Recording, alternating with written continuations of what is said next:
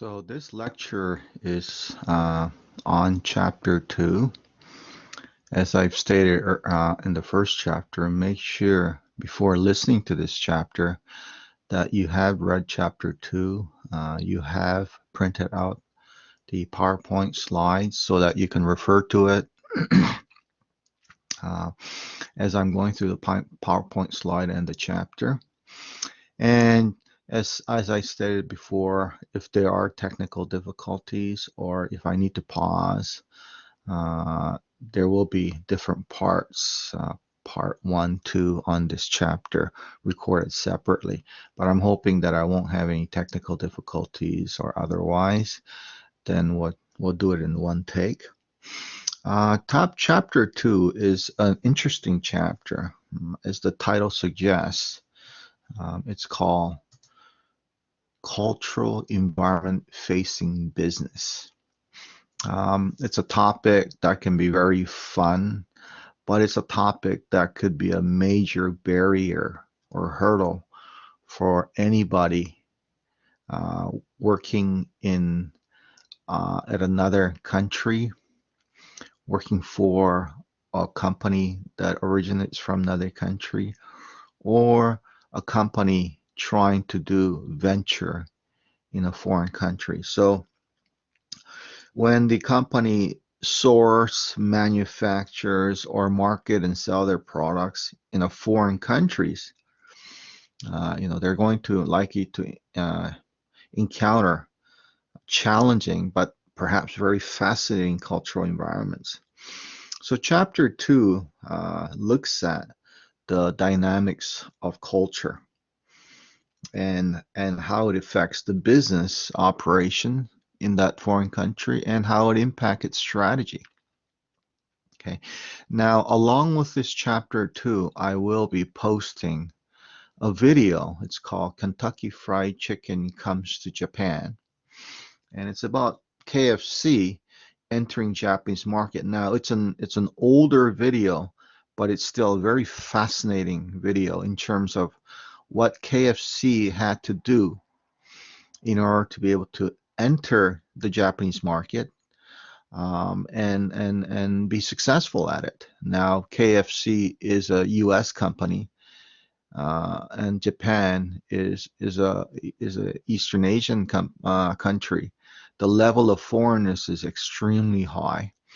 And when you watch that video, pay attention to all the adjustments and changes that they had to make in order to be able to enter Japanese market and be successful at it. And for example, one of the things that they did correctly was that it was a joint venture with a Japanese company, Mitsubishi, because the level of foreignness for an American company entering Japan is extremely high, and they were smart enough to know that they needed help. So they did a joint venture for the KFC with Mitsubishi, which is one of the largest Japanese company, and also Lloyd Weston, who is the CEO of the KFC in Japan. He was clever enough to hire a second in command who was Japanese, who knew the culture, who knew the business environment and so forth in Japan. So I will be posting that video. Please have a look at it, because although I can talk about culture as in chapter 2 does, the best way to really understand culture and the nuances that's associated with culture is through an example, is through a company actually entering a country, or you visiting that country to have sense what it's like. I mean, you can talk about all the cultural differences, but it's difficult to assess the impact and the nuances of some of the cultural differences are very obvious, some are not. And so it's best to see companies in action in these countries, as well as there is an opening case in chapter 2 called Saudi Arabia's Dynamic Culture, a fascinating again of Saudi Arabia and our home countries, Canada. The level of foreignness, the level of cultural difference between Canada and Saudi Arabia is quite profound. And to see a culture that's very different from us, and how it impacts the business is fascinating. So I refer you to those two case examples, one video, one um, the opening case in chapter 2. And just to make it clear, every chapter, I believe, I have assigned one and more typically two cases associated to see the chapter concepts in action. It's very important for you to read those cases and to study those cases and be able to answer questions associated with those cases. Okay. So again, going back to chapter 2, the culture, the key word in chapter 2 is culture and how it impacts businesses, right? So as with any good chapter, any good textbook, we have to agree on the definition of what culture is. Okay. And there's, depending on which textbook and who you take the course from, there may be some variations on the definitions of culture, but I can tell you the definition they give you here is really the mainstream, and probably virtually everybody agrees on. So they define culture refers to learned norms based on values, attitudes, and beliefs of group of people.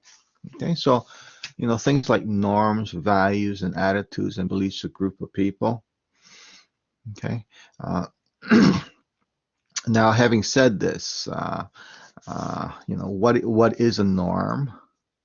Okay, what is a value? What is an attitude? What is a belief of group of people? This will be delineated throughout this chapter as we go through. Okay, particularly what are the factors that create what is normal, what is valued, what kind of attitude that people have, what kind of belief that they have. And this will be dissected and delineated throughout the chapter when we talk about things like religion, social stratification, work motivation, and so forth. So keep this definition in mind and how these words comes into play in action as we go through different parts of the culture. And culture can be very complex. I guess it complex in the terms of the level of foreignness. I mean, if we're Canadians and we've grown up with Western values and beliefs, there is a greater cultural distance when you look at Middle East, Far East, and so on, or South America. There's no doubt. Typically, it's associated with geographic distances, right? If we share a common border like United States, they're more likely to commonality. So there's no doubt the geographic distance typically can have an impact on cultural differences as well.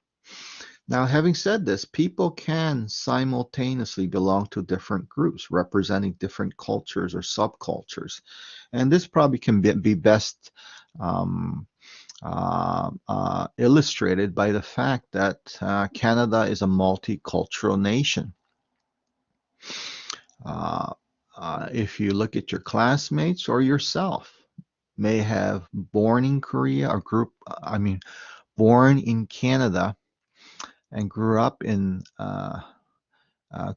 Canada, but your parents are immigrants, whether they're Chinese or whether they're Polish or whatever you may have been exposed to not only the Canadian culture, which is based on the European, the Western.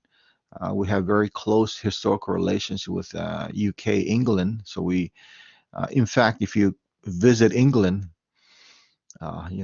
for example, we live in a city called Windsor, right? And we attend university called University of Windsor. Well, Windsor is a royal name in England, right? And we have, Queen Elizabeth Parks and so on, because when Queen visited Windsor, the parade went by this park, and we named the park after her. We in fact have, from 2 hours from here, we have London. I jokingly refer to as a fake London. The real London is in England. So we have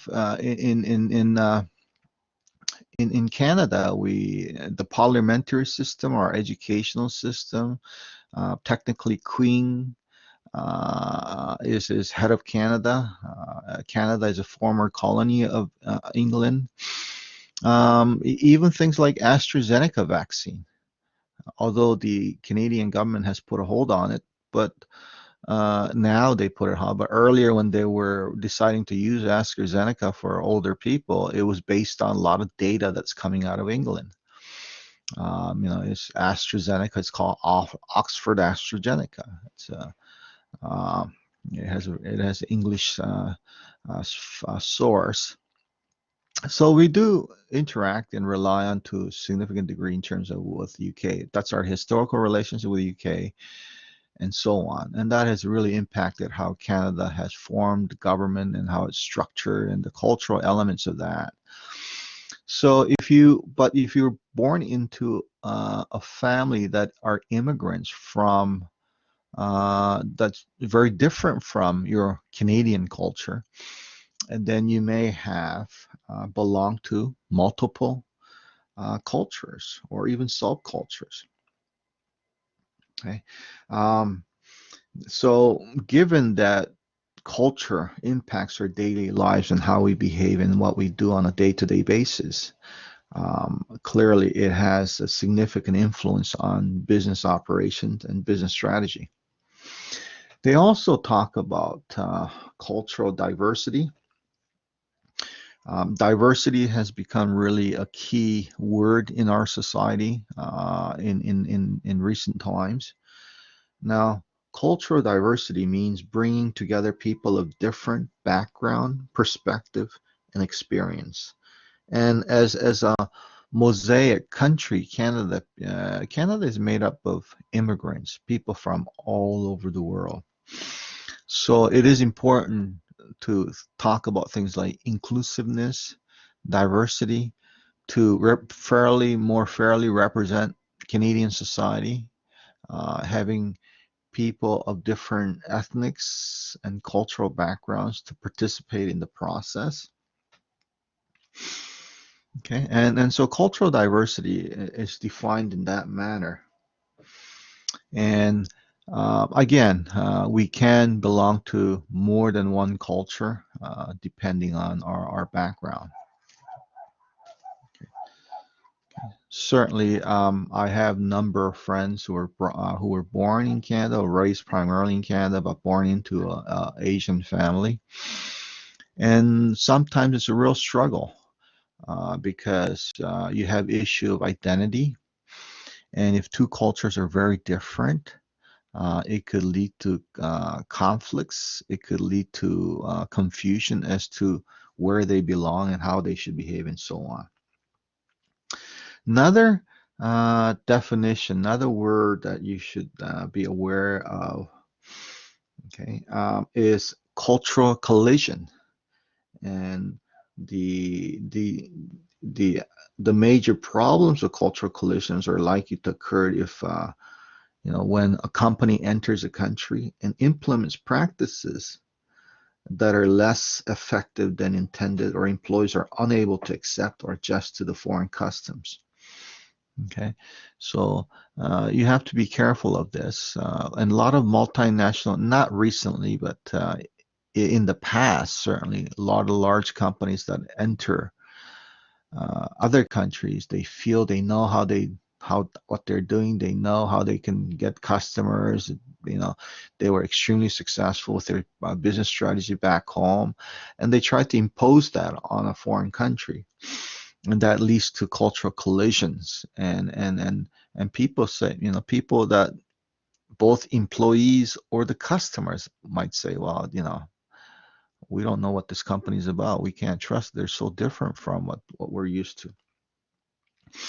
I'll give you an example that I encountered a number of years ago, and it sort of caught me off guard. Although I've had, I was born into a family of immigrants, and I belong to multiple cultural backgrounds and identity. But I was teaching a group of MBA students a number of years ago, and one of the students asked me a question. And I really didn't know the answer.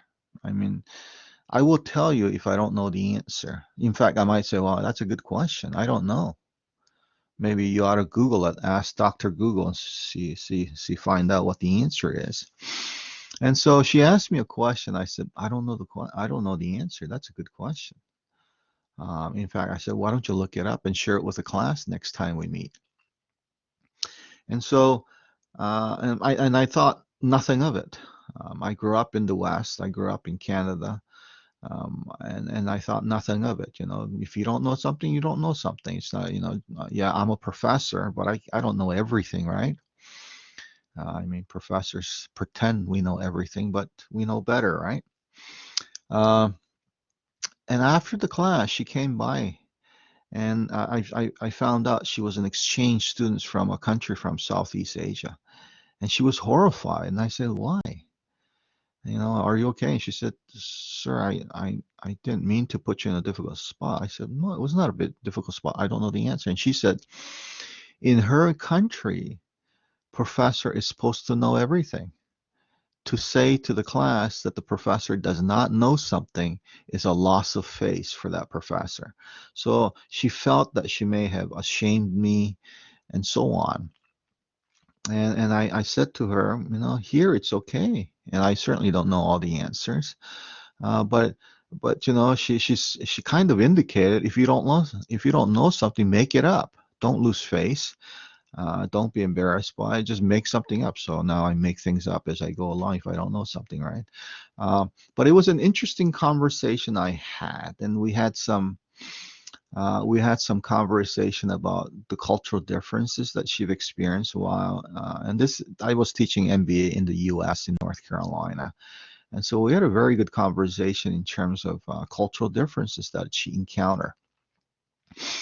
And this notion, first of all, to have an open discussion on a topic and to for the professors to permit students to express their opinions.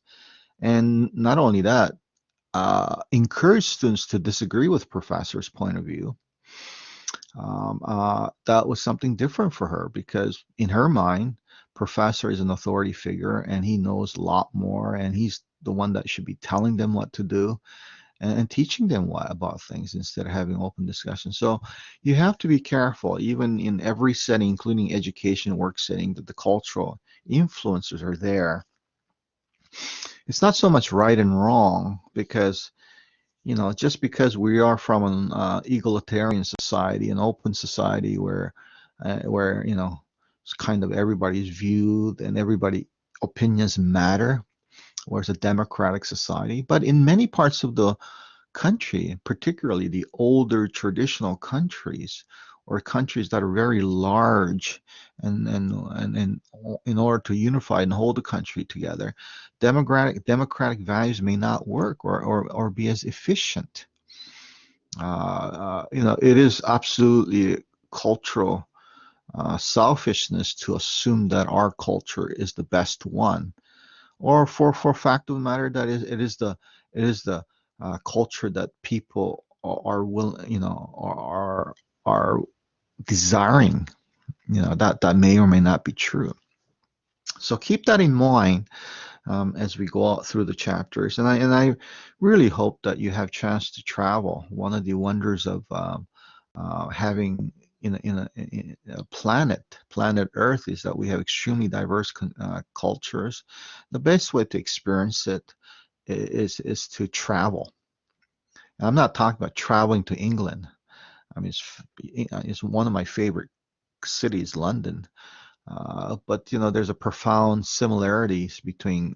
In fact, you go to London, the streets and city names basically are all the names that you've encountered in Ontario. Things like Chatham, London. I mean, you'll see all these common streets that you've seen. It's like we went to London and we went to England and we took all their names and brought it to Canada and named the cities and streets after that.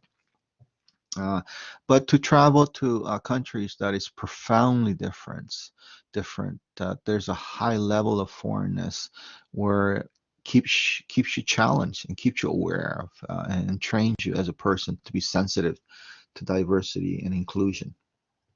Okay. Uh, so continuing with chapter two. So cultural awareness is very important. A lot of the answers lie in being aware of those differences, how it will impact the businesses. So although people agree that there are cross-cultural differences, um, they often disagree on the impact of those cultures. Okay, are the cultural differences that you're seeing exceptional or widespread? Or these cultural differences deep-seated or superficial, and so on. So it's vital for managers to develop an acute awareness. The key word is awareness of all these culture in which they operate. Okay, and as I said earlier, as part of that definition, cultural variables include daily routines and rules, codes of social relations, language, emotion, expression, concept of lux, and so on. And listen carefully, although I'm talking about culture at a national level. Don't assume just because you went to Beijing that you understand Chinese culture.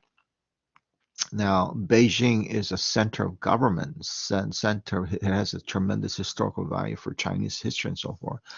But China is a vast country, and there are strong regional differences. In fact, if you go to Guangzhou in Hong Kong, the language that was commonly spoken, it is to some degree, although the central government has pushed for Mandarin, and Mandarin is the official language of China. But there's a lot of Cantonese speaking Cantonese language. Okay, so there are strong regional differences. So there can be variation found within cultures, within nations. India is another example. India represents the largest democracies. Um, at some point in the future, India population will overtake China. In fact, China's population is declining rapidly. And at some point, India will, in the very near future, India will overtake as the largest country in the world. But India, just like China, India is a huge, vast country with billion plus people. And there are strong regional differences. It could be, you could have so many dialects. I forget how many, so many dialects, different religions, different sort of social stratifications, and so forth. So, a couple of things to take away so far. What I have been saying is there are profound cultural differences, and these cultures has a tremendous impact on your business and your business strategy. Third, just because you're in a nation state, as I said in chapter 1, although we're using nation as a unit of analysis, if the country is large enough or has a deep history, there may be cultural variations or cultural differences within that country. There may be regional differences, and even the opening case in chapter 2 about Saudi Arabia, they talk about um, the cities that are located in coastal areas of Saudi Arabia where they're more exposed to other cultures, and so people tend to be more open-minded. Whereas the interior, as you move into the interior of Saudi Arabia, it becomes more traditional, more Islamic tradition. Okay, and it is true even in very small countries. I'm talking about small country in terms of geographically small countries, like South Korea. There are strong regional differences, and that geographic distance may be just a couple of hours. Yet for historical reasons, there may be different dialects. The accents and the dialects may be different. There will be strong political differences, and so on. Okay, and so that adds to the very complexity of understanding a nation state unit of analysis as a culture. So don't assume just because you went to Beijing or Shanghai that represents the vastness of Chinese culture and understanding.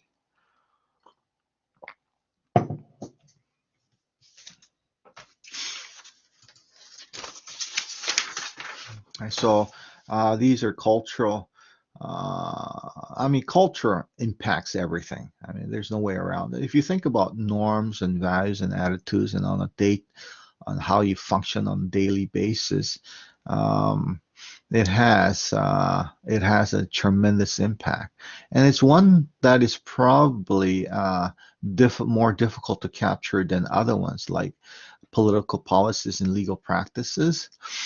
There are nuances associated with culture. Other things like, political, economic, and geographic influences is more likely that you can more concrete. They're more readily available data, but the cultures may be more difficult because, uh, and on top of this, culture may be changing.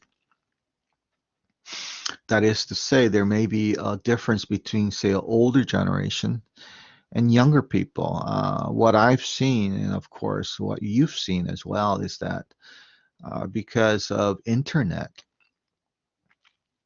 and because of more and more younger people speaking English from all over the world, that there's more communication with each other. Things like vlogging, social media, movies, and so forth has brought cultural variations. Uh, uh, it brought it more commonality in terms of understanding. Um, so, so there may be younger generations are more apt to understand and be more agile in their understanding of these cultural differences. Some of them may even co-opt it into some of the other culture based on what they believe, based on movies, musics, and what they enjoy and so forth.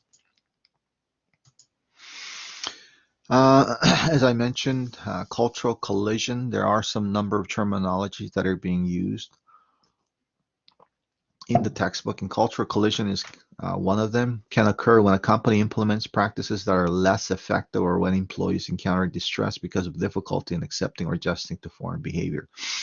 Obviously, cultural collision is something that you want to avoid, and you want to be able to notice and be aware when should you miss it and it happens.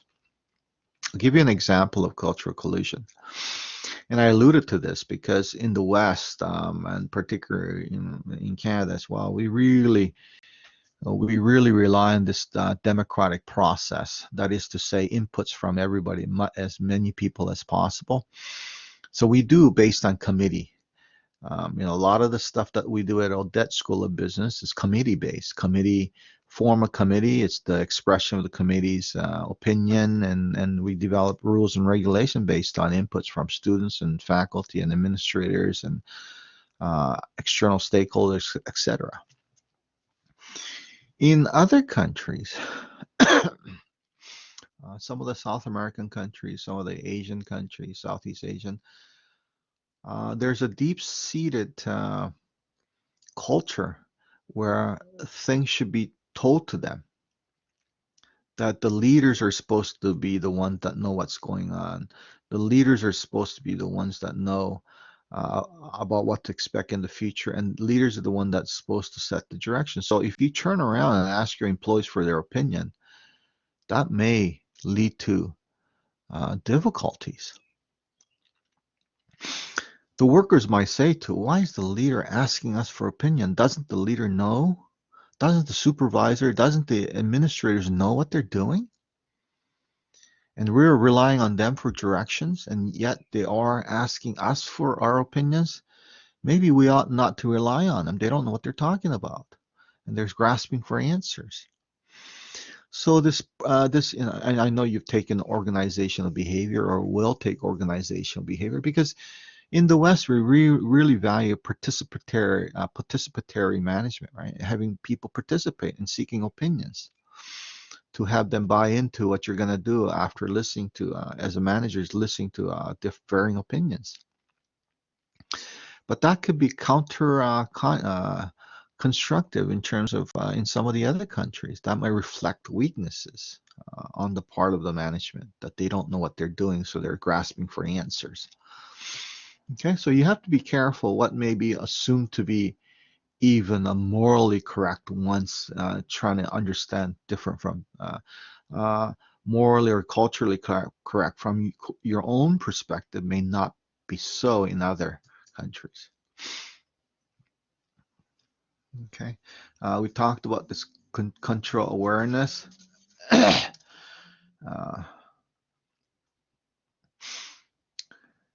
Okay, so really the level of know-how is awareness, a greater awareness, importance of culture, and understanding those culture, uh, and respecting those culture. We talked about this as well. I'm just trying to excuse me, I have some allergy. Culture and nation state. We talked about this. And the really, although we're using nation as a useful definition of the society, and people in that nation boundary as a similar boundary, and there's strong arguments for using nation state as a unit of analysis, a country as a unit of analysis, looking at culture.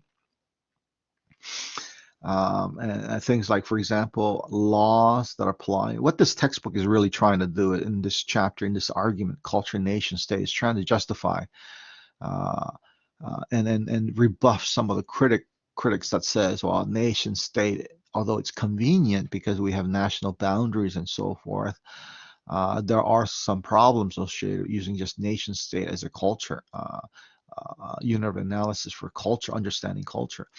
But the argument can be made that it's ineffective for national boundaries because laws primarily are set based on national lines. So if we have a federal law, it impacts all Canadians and everybody lives within that. Languages and values share within the borders. In Canada, the two official languages are English and French. And there's a lot of money pumped into education to provide opportunities for Canadians to learn English and so forth. But there are French Canadians who never learn English. I was really surprised to read an article about our French Canadians who vacation in Florida. As you know, snowbirds, a lot of the Canadians go to Florida to spend their winter there because Canadian winters can be very harsh, especially if you live in places like Quebec, where winters are very challenging. So you have a large number of French Canadians, francophones, who go to Florida to spend their winter. The problem is many of them cannot speak English, and so although they're going from, you know, from Canada to U.S., they have problem communicating because they don't speak English. So, as an example, I suppose, of there are countries like Canada where you have two official languages. But historically, because of that, we have also strong regional differences. In Quebec, the language of business and communication is French, and so on. So that also points out the fact that the weaknesses or challenges of just using nation state to try to understand culture.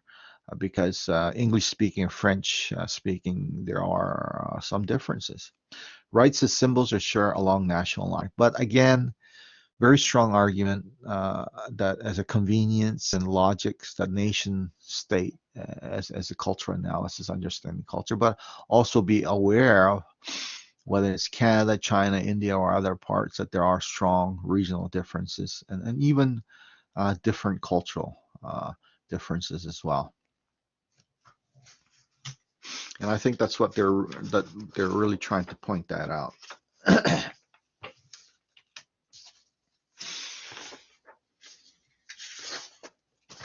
Okay, again, as this slide points out, there are subcultures that exist within nation. Be aware of it. Similarities link groups from different countries as well. So that's another thing.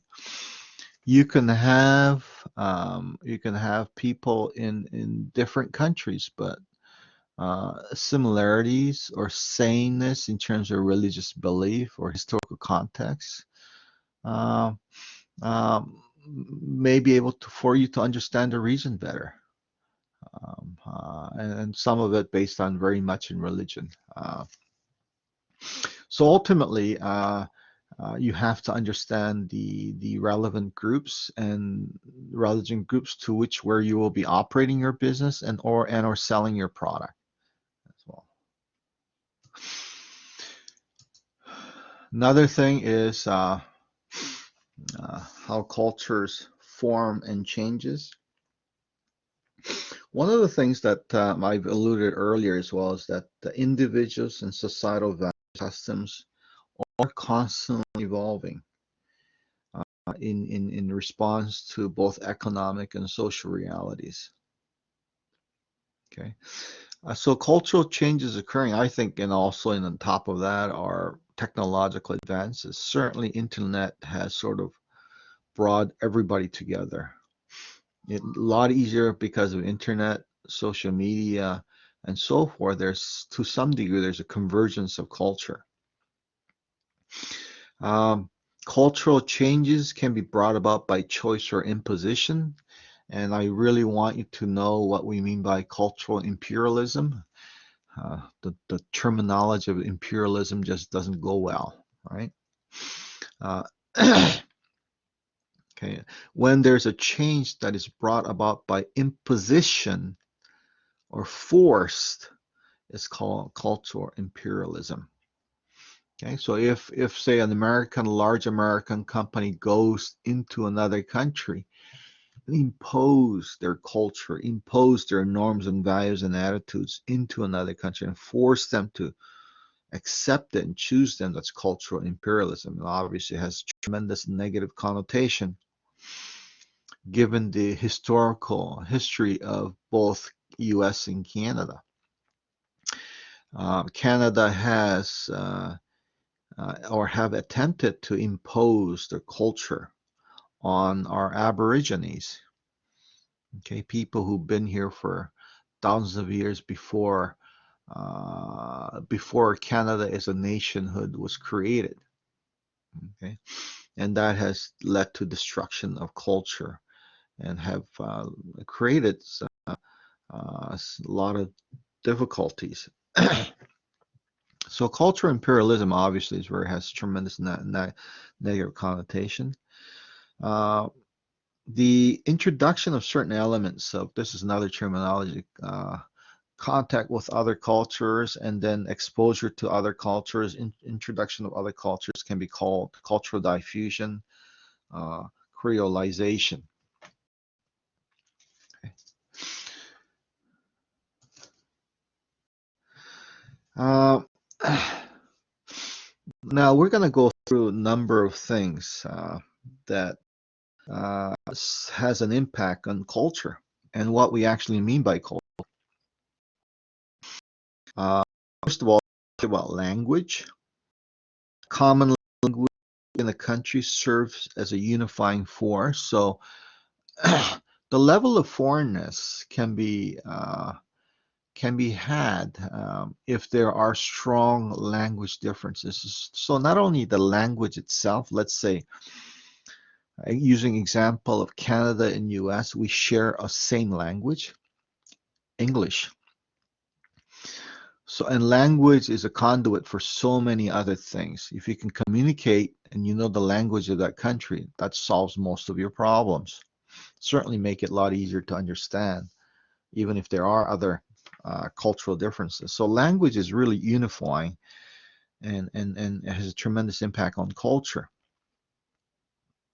And some may argue it's not much foreign if you can go and speak the language and everybody else, although you're in a foreign country that speaks language. So, I go to, when I visited England, London, and I walk around speaking English, no problem. The level of foreignness, although they drive on the wrong side, And that was probably the most difficult of the navigating London, was that they drive on the wrong side. Of course, they'll tell us that we drive on the wrong side. It's a matter of perspective. In fact, when you're crossing a street, you better watch out because they drive on the wrong side. Make sure you're looking at the right direction before you cross the street. But the fact that I can communicate with everybody, that England is UK, speaking English. And then you go to Paris, unless you speak French. I don't. I took French, but not to the point where it's fluent enough. The level of foreignness goes up significantly, although they drive on the right side just like us. Okay, so language is a significant barrier, and also if you go to a country like in Japan, China, and Korea, the language is profoundly different. The language structure is profoundly different. Your attempt to learn these languages that is profoundly different from your own, it makes it so much difficult and challenging, because language is a gateway to understanding the society and culture. Now, when you have European students and Europeans say, well, I speak 3, 4, 5 languages. Well, in many cases, the language that they're speaking are related to one another, of Romance languages. If you pick up French, you can pick up Spanish very quickly. English, Italian. These are a lot of people can pick up multiple languages quite quickly in Europe, because they share the roots and history and the similarity between these Englishes, as opposed to very profound difference if you're trying to speak Chinese or Mandarin. Okay. Within a country, there may be strong dialects. India may have multiple dialects throughout the country. That might make it difficult. And associate with diversity of languages and local dialects or regional dialects, there may be cultural differences as well. Another significant impact or influencers are English. I mean, here it is. Native English-speaking countries account for a third of the world's production. Uh, this is being defined by business, of course, not in terms of numbers. English is the international language of business. It has become international language of business, but that doesn't mean just because you speak English that you can do business anywhere and everywhere. I think this textbook to some degree is Western perspective. The authors are Western perspective, so it sees from that. In another perspective, that could be this could be differently worded, right? Cultural diffusers and stabilizers. Look at the languages that's spoken. In terms of sheer populations, in terms of human numbers, obviously there are other languages that are more significant than just English. Again, going back to language and who speaks what, to get some sense. Religion. Religion is a major impact on culture. Religion can be, more specifically, religion can be a strong shaper of values and beliefs. Okay. It could be a tremendous source of cultural imperatives, what's significantly important in person or the country, and what could be a taboo, what should not be doing. The major religions around the world are like Buddhism, Christianity, Hinduism, Islam, Judaism, and so forth. These represent some of the major religions, can have a tremendous impact on business practices. Again, I refer you back to the first case about Saudi Arabia. The culture of Middle East is profoundly Saudi Arabia and this particular country is profoundly influenced by Islam and religious beliefs that impacts their values and attitudes and what norm is. They talk about the the um, the the the significance of praying throughout the day as part of Islamic religion, the significance of Ramadan, and how that impacts businesses and how that impacts your consumers. So make sure you read that case, and if you're not familiar with Islam and Middle East, it will sharpen your senses of cultural awareness. Christianity, another major religion. Some of the values that we have in the West, say Canada and US, is based on Christianity. In fact, if you look at the US dollar, it says, "In God we trust." The United States Constitution, the founding fathers of the United States, profoundly impacted by Christian. Religion continues to play an important role in the US. Religion continues to shape the political divide in the US. For example, the social issue of abortion. There's a profound differences. People of Christian faith and who are religious in the United States believe fetus is a life and should not be aborted uh, at almost all cost, that it is a living life. In that sense, there is a traditional belief similarity that is outside of religion. For example, in South Korea, when the child is born, they're 1 year old. It's in recognition since the inception that the 10 months that they've stayed in mother's womb is part of life. And so when they're born, they're already 1 year old. So a Korean age is one more than a Canadian age. The recognition of life starts at inception. So it could be, and the Korean belief, that's a traditional belief. It's not based on religion, but it shares that commonality with Christian belief. And then there are people who are not Christians, does not believe a fetus is a life, and so you have this significant values, understanding of importance, and in United States where there's a very diverse population, this can have a tremendous impact in political process and opinions that are expressed and so on. Hinduism is another major religion in India. So if you're a McDonald operating in India, many parts of India, you would have to substitute beef patty with something else where cows are sacred.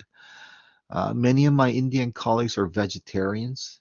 It's just fantastic for your health. I mean, my Indian colleagues are just unbelievably healthy.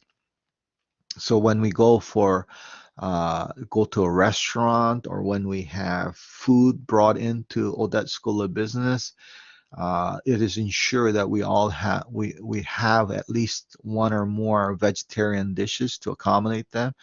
And it's, I'm not a vegetarian, but I've slowly become more and more um, eating less meat for for for health reasons, if anything else. But Hinduism certainly highlights that point in terms of the culture. Okay, those of you who take yoga, I have a colleague who owns a studio and is a yoga instructor. Uh, as part of doing yoga and part of understanding yoga has uh, has really profoundly understood the value of the Indian culture, the history of yoga, and so forth, the peace, the lesbian, the happiness, the being less aggressive. One of the things that they might find in some of the cultures that Americans, to lesser extents, Canadians are very aggressive, too forthright. There's less sophistication in terms of how they communicate, just blunt message and so on. And that may not be taken well in many of the older society and many of the other society, where there's more discreet, indirect nuances of communication without being just, just bluntly spoken out. And I see that those cultural differences in terms of even just emails that I receive from my students. I've, some of my foreign students are more careful in terms of their construction of email and how they convey their thoughts. And then more students that are Western are more forthright and blunt and opinionated and in terms of how they express their opinions and so forth. And to add to that, non-verbal communication is really critical. We're talking about language. Before we're talking about this religion now, but going back to language, the non-verbal communication is really important in many of the society. We have in here, we have the squeaky wheel gets the oil. So, if you look at the Americans, and I've taught in America for many years, students are very opinionated. They have no qualms about expressing their opinion. And everybody is standing on a podium shouting. Uh, in other countries, the nonverbal behavior may have even more impact. What is not being said, and how you express, how the expression come across in your face and your non-behavioral behavior is picked up very quickly. And in fact, it's a way to judge your true intentions. It's not so much what you're saying, but how you're expressing that. Okay, so be aware of those things. It's not what you say, it's the how you say it, and not including nonverbal behavior. See, so the cultural attitude, so the religion plays a profound role in many countries. Okay, again, the rarest religion and where they are. Okay, some of the other behavioral practices that affect businesses, cultural attitudes and values clearly affects business practices. It may not only everything from the how you manage your foreign operation, how you manage and how you hire your employees, but decisions about products that you're going to sell, decisions about organizing, financing, and so forth. Just every aspects of business can be impacted by cultural attitudes and values. I'll give you an example. I read the story a number of years ago from a Swedish employee. The Swedish employee was asked to go to Japan,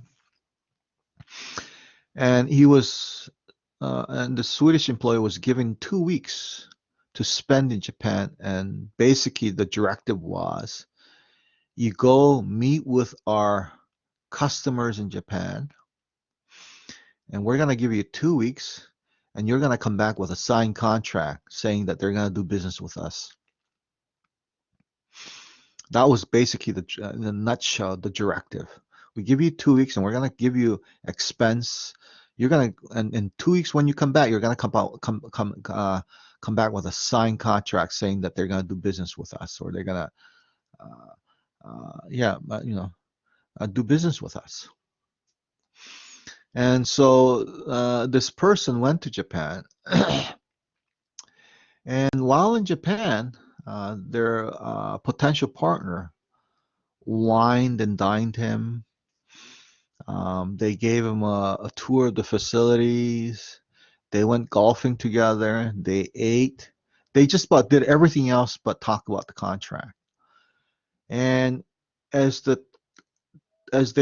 he approached the 2 weeks deadline and that he would have to leave, he was getting nervous. He was saying, like, why are they wining dining me playing golf, and do everything else but talk about the contract. He thought he'd go there, spend some few days, and talk about, and they would, go right to business. But they were not going into business. They weren't talking about anything else but business. And towards the end of the 2 weeks, fortunately, he had a Japanese partner who spoke the language and could communicate with him. That show him around, was constantly uh, with him throughout the process. And that partner was representing the Japanese company as well. So they would travel around Japan and visit different sites and meet different people. Towards the end of the 2 weeks, towards the end of it, the Japanese partner, who typically slept in a different hotel room, said to his Swedish counterpart, says, I'd like to share a room with you. And of course, the Swedish guy got really nervous. Like, is there a different intention than what I thought? But what he was asking, like, sleep in the same room, sleep in the same bed, if there's only one bed. But the whole point. So, and he was taken aback by that. What he did not understand, and he realized afterwards, talking to people, what was going on, that obviously, this is a while back, but there's a strong cultural element here. What the Japanese counterpart is implying by this is that uh, you know it's not what you think. It's more of saying, I trust you with my life. As a human, when you're sleeping, you're probably your most vulnerable state. What he's saying is, I've spent time with you. I've shown you around. We play golf and all this. I've introduced you to a lot of people in my company and so forth. We didn't talk about contract or anything yet, and I haven't signed the contract. But in his simple language of saying is that I trust you. I trust you with my life. I respect you, and so forth. And what he's really implying uh, is that we can do business together. Okay. Now, I'm Asian, so I understand that this is not something, what a lot of Westerners might think it is. That I had a number of years ago when I was doing my PhD, I had a friend visiting from Asia. And so as somebody who was brought up in West, I thought he would like his own room, that he would want his privacy, that he would want his own room at the end of the day, right? Isn't in the West we kind of think, we get your own room and that's great. That's what we want. So when he was visiting me and I put up in another friend's room who was away at the time, he said to me, can I sleep in your room? Of course, a Western response, just like the Swedish guys, like, what? Why would you want to sleep in my room when you have perfectly another room where you can sleep on your own? But when I asked him that, it was very simple. He says, well, if I sleep in a room with you, we can speak through the night. We can talk with each other. We're with each other to develop, to get to know each other more and develop our friendship and so forth. So in other parts of Asia, and I can tell you with families too, I've seen families when students who are studying in Canada, when they go back home, their parents miss them so much. They have not seen them for a year. They might sleep between their parents. One side is a mother sleeping, another side is father sleeping, and you're sleeping in the middle. Well, because uh, you know they can talk before you sleep, they can talk after you get up, and the sense of closeness, sense of oneness, and it's culturally based. Okay, if you can speak well into the night, and to be with each other, spend time with each other as much as possible. So, I mean, there could be other intentions. The Swedish guy could have, there could have been another intention there, but in that particular context, in that culture, it meant to developing. So in some of the countries like Japan and companies, especially steep in tradition, they won't do business with you unless they know you, unless they have good relationship with you, unless they respect you, like you. And then the business part comes, and then the contract part comes. But they're not going to sign a contract or do anything unless they get to know you really well and they feel that you can trust you. And this is a reflection of collectivist society, which we'll talk about a lot. Uh, in the West, say in America, yes, relationship building is important. That's just a human thing to do. But you have armies of lawyers that you can drop a contract and put everything in a contract. In America, on per capita basis, America has the largest one of the largest number of lawyers because everything has to be written down and has to put in contracts. So with that kind of legalese, you can do business with virtually anybody as long as it's in a contract, right? In other parts of the world, like Japan, contract is not a contract. As I said in my first chapter one lecture, I said, they say contract is a contract is a contract in the West, right? You put everything on. In fact, one time when I had a job offer and I talked to the dean, and the dean says, "Well, yeah, we're going to offer you." And I was so happy that I got my first job. And I talked to the dean. I told, and that was in the United States. And my friend said to me, "Well, did you sign a contract, your employment contract?" I said, "No." Well, then it's not a final deal. They can back out. And that caught me off surprise because I'm from Asia, where a person's word, a shake of hand, is good as a contract. Okay, so there is that cultural differences. In other parts of the world, contract isn't so important, but a shake of hand, acknowledging each other's trust and respect is much more profound than any contract. Okay? And in some ways, a lot of these countries are very traditional, old base, where relationship is very critical to doing any businesses. Going to another aspect of culture is social stratification, and this one is a little more difficult to deal with because it's the level of foreignness is pretty steep in trying to understand the sort of social stratification when Canada is so much based on egalitarian open society. But we're talking about things like social ranking, individuals' achievements and qualification, individual affiliation and membership in certain groups.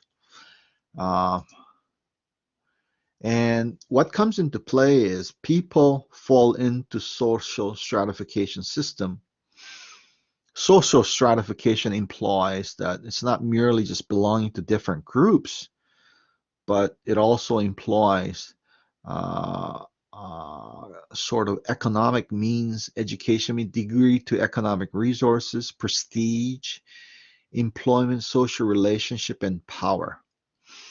So in this sense, ascribed group memberships are defined as birth. It's based on birth. You're either born into it or you're not. And you're born into either as a female or a male, or born into a prominent family or a family that you're struggling. Determines your age. In India, caste system. In India, this has been a profound challenge culturally as India has modernized and has become a true democratic country. in democratic in terms of people can vote and so on. Some people argue that it's socialism with a lot of social programs and so on, and hard to get things done. But the untouchables or the lowest caste members in India, and if you're born into this group called untouchables, it makes it nearly impossible for you to move up. People won't hire you. People who hold the power will only deal with the groups that they're in. They will not go below. It impacts their ability to marry and so on, access to education, etc., etc. Now, India has laws that try to do away with this caste system, do away with discrimination against untouchables and so forth, which is based on your birth into that group. But it's been a struggle. It's been a struggle, okay, in that because it's steeped in tradition and culture. I guess it's more profound in certain areas of India, not so much in sort of maybe Mumbai or other more modernized city and so forth, but in the strong regional differences. Uh, so ascribed group members are based on things that are based on birth. Acquired group members are through based on religion, choice, your choice to become a Christian, your choice to become a Catholic, and your political affiliation, your choice to belong to Liberal Party and so forth, and professional association. So there's choice involved and not so much birth into it. That also has issue of social stratification. Okay, to understand your employees and your customers and just people in a foreign country, you need to really understand the social stratification. Other factors that are important are things like education and social connections. In some parts of the world, which university you graduated has a profound impact beyond just the school, the education that you received.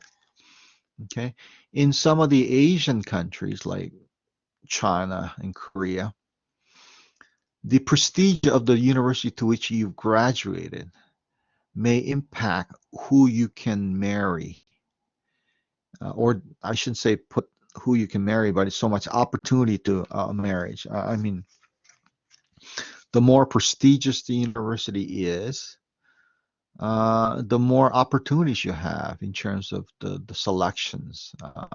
So, which university that you graduate not only impacts your prestige level, not only impacts your where you're going to work, but also may impact the opportunities to marry uh, and marry into what kind of family and so forth. So it impacts your personal life as well.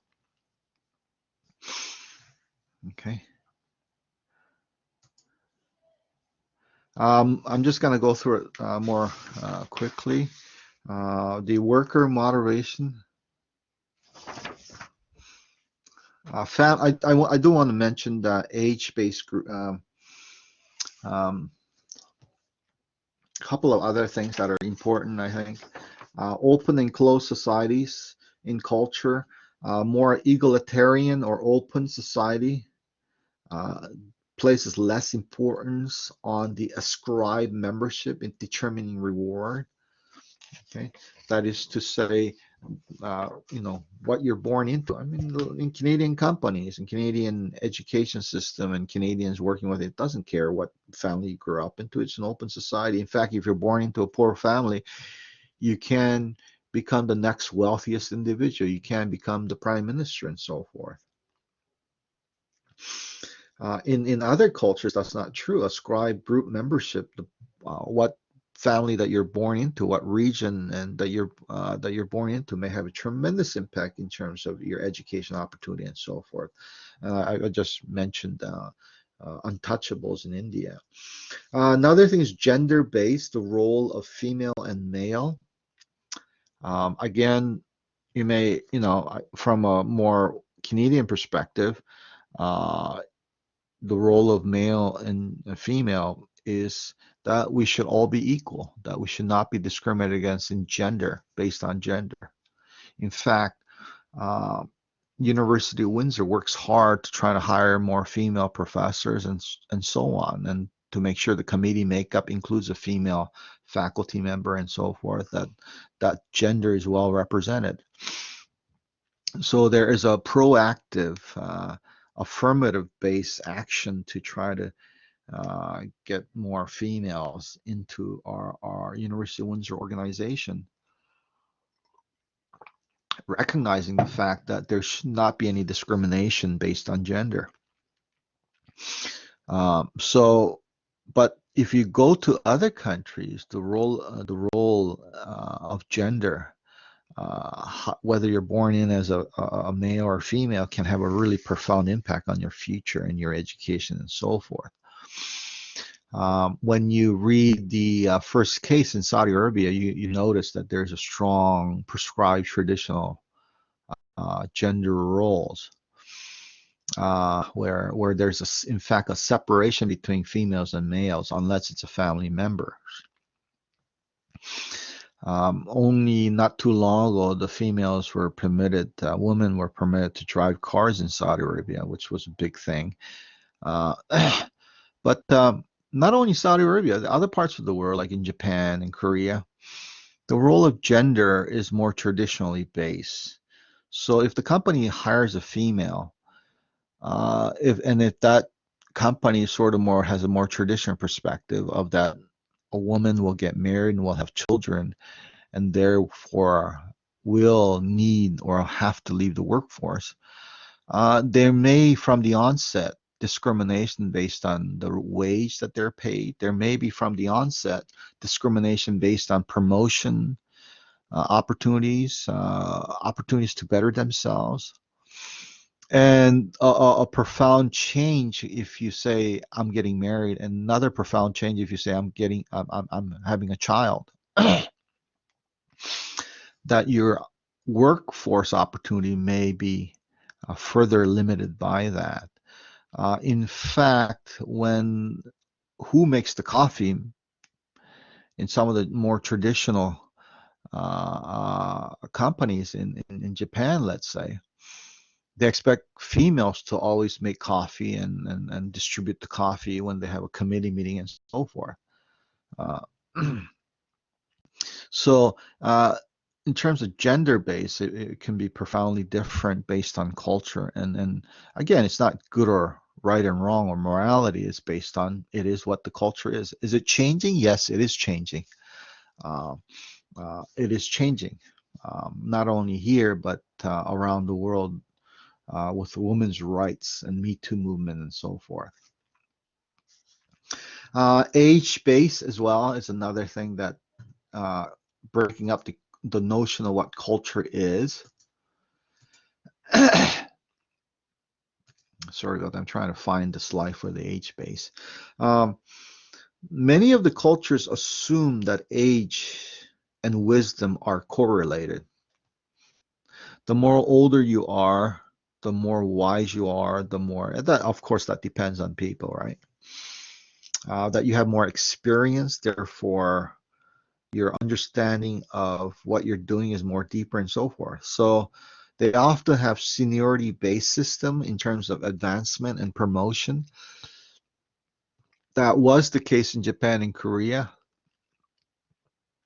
and it was quite offensive for an older employee to have a younger boss. Now that is now changing, but in many of the company, not only is your performance important in your promotion, but age played a role in terms of how quickly you advance into the ranks of the corporation. And you would not have a management position or manager's role unless you have some age or seniority behind it. That it isn't just performance based.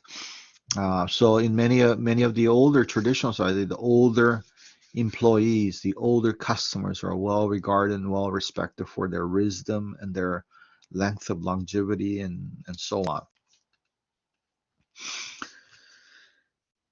Family-based groups, another element of culture that can impinge. I mentioned that as well, and social stratification. Uh, uh, in that where the family belongs and you're birthed into it. But also we're talking about family in terms of doing business. There's a low trust outside of family in such country as China and southern Italy. But it's not just China and southern Italy. There's many parts around the world where family-run companies are passed on from generation to next generation. That they do not want outsiders to come in, but it has to be passed on to family. And they will do business with family members, and outsiders are distrusted or and so forth. So a classic example will be Korean chaebols, likes of Samsung, likes of Hyundai. Samsung has been recently been in the news because the son has now taken over after his father passed away last year. We're talking Samsung, Samsung Electronics, Samsung TV, Samsung cell phone, and so forth. Um, that for third generation, it's been passed on to their kids. Okay. Hyundai is the same thing. The Hyundai Motors, another South Korean company. Again, it's passed on to generation within the family, and family controls it, family manages, and so forth. So, uh, and we see that in China and other parts of the world as well. There's a strong trust and reliance on family members. We to some degree see that in Germany as well, where outsiders are not. Now, interesting enough, we call that in country what? In Canada, we call when you hire, let's say, a University of Windsor hires a family member. Okay, just take somebody important at University of Windsor, let's say president, provost, the deans, and so forth. And let's say they hire a family member, their spouse, their kids. What is that okay here? We call that nepotism, right? And there's a strong negative connotation with this nepotism. Well, in other parts of the world, it's like, what is wrong with hiring a family member? We know them. We know them well. We trust them. We know their weaknesses and strengths. We'll just hire them. Well, it's better to hire somebody we know than we don't know. But in the West, in Canada and United States, that's a no-no. It's a nepotism. It's a favoritism and so forth, and it's discriminatory and so on. Okay, in other parts of the world, that's okay. In fact, that's great. Okay. Again, another profound cultural differences in this. Another aspect that they talk about in this textbook is work motivation. Um, and I think within that work motivation, the important thing is what motivates your employees. And depending on culture in different countries, it might be different. It might be very different. There are countries that differ in their degrees of materialism. Okay, in some societies like Japan and United States, and people desire less leisure time than others, such as Europe. I mean, I can't, you know, I would imagine most people want more leisure time, but when you flip that against materialism and success and the level of competition, then that becomes, what is important? What is your priority, right? In Canada, is it you motivated to drive fancy cars, drive Mercedes, Porsche, and shout to everybody, look how successful I am, look how much money, live in a big house, keeping up with this and beating the crap out of your Jones neighbor by driving the best cars and bigger houses and this materialism, right? And that's what drives and motivates. So less vacation time and more work to achieve that. In the other in the other parts of the world, like in Germany, they might have 3 or 4 weeks off. It's common to have a month off for vacation. And who cares? You drive a Mercedes? It's Germany. Taxes are a Mercedes, right? So, you know, it's their leisure time maybe more, and so the political and society is structured that way, where unions play a significant role.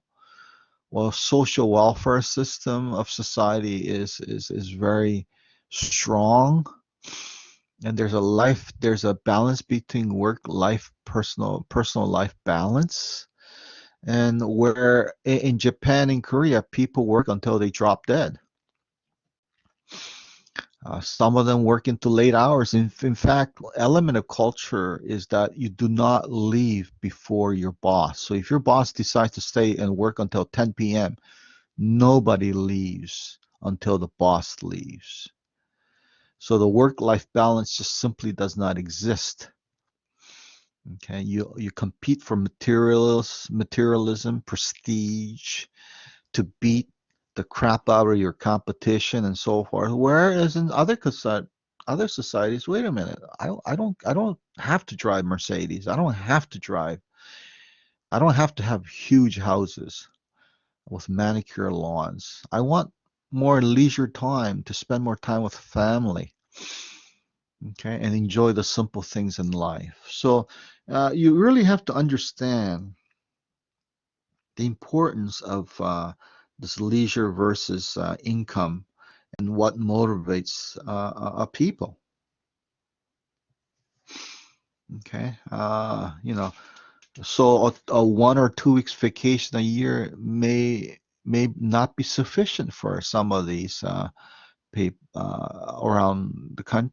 the world. They want more leisure time, whereas in other country they're more focused on work and materialism and what motivates them.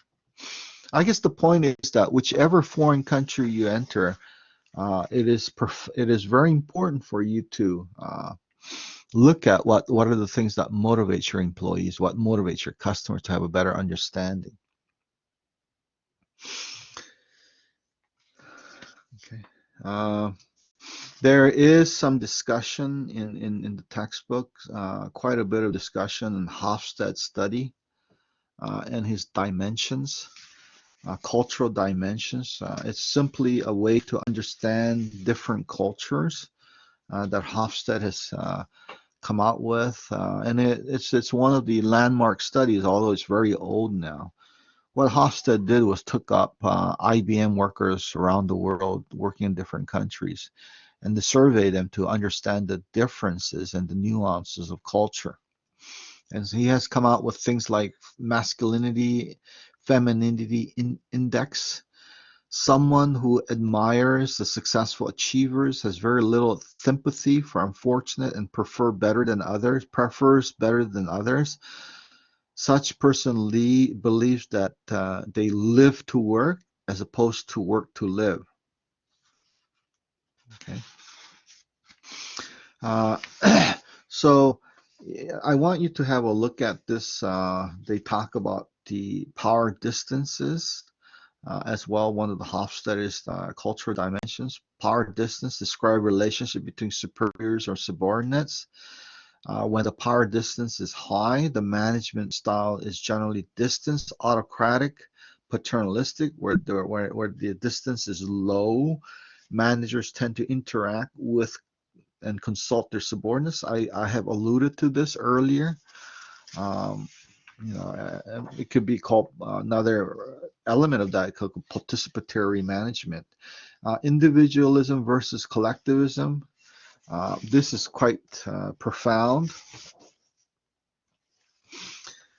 You may have heard about, again, this is one of Hofstede's cultural dimensions. Individualism is person's desire for personal freedom, time, and challenge. Therefore, his or her dependence on the organization is low, and it's about the individual. That's why it's called individualism. It's about I'm the important person. I'm the front and center of this universe. On the other hand, in a collectivist society, is person's dependence on and allegiance to the organization, as well as her desire for collaboration and shared reward and so forth. So I'll give you an example. Well, I'll give you first an example of countries that rank very high in individualism. Countries like Australia, Britain, and United States. Those that rank high on collectivism are China, Mexico, and Japan. And I would imagine, I haven't looked up the ranking of Canada, but I'm pretty sure Canada will rank very high in individualism. And by understanding the individualism versus collectivism, how that might impact, is that in your employment situation, let's say company is doing very well. In a collectivist culture, it would be expected that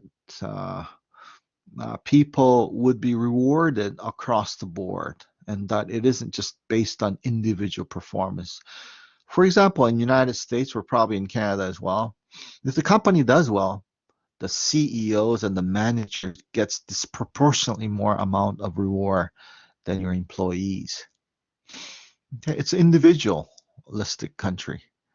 Okay, it's about me and my performance, about how I do it and how much or where in the collectivist society there might be more sharing going on. A flip side of that is if the company is not doing well and company needs to reduce their budget, in an individualistic country, you might start firing people.